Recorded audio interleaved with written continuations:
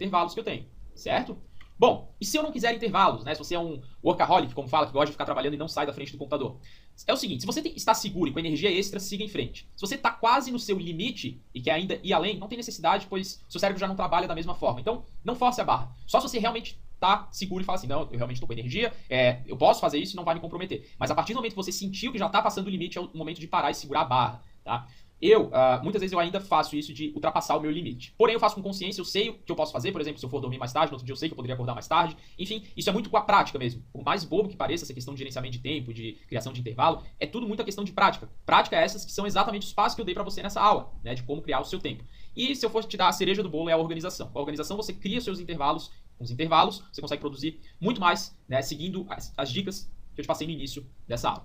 Tá bom? Essa foi a aula de hoje. A gente estudou sobre intervalos, a importância, como criar os seus intervalos, e é basicamente isso. A gente vai dando sequência ao curso de produtividade para programadores. Espero que você tenha gostado. Um forte abraço e até a próxima aula.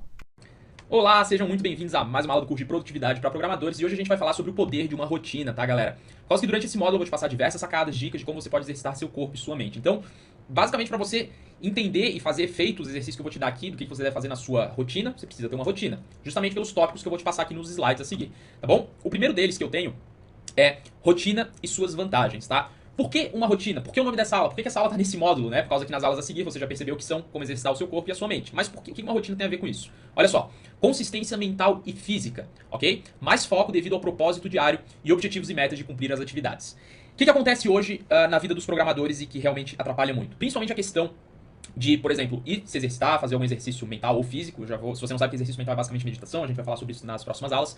Só que faz uma vez ou outra. E aí, fazendo uma vez ou outra, não vai ter o efeito que a gente quer, por causa que a gente precisa ter consistência para dar o efeito correto no nosso corpo. Não é fazer uma vez, depois de uma semana, fazer outra. Então, uma rotina é sinônimo de consistência. E consistência é resultado, porque você está fazendo todos os dias. Ou pelo menos você vai tentar fazer todos os dias.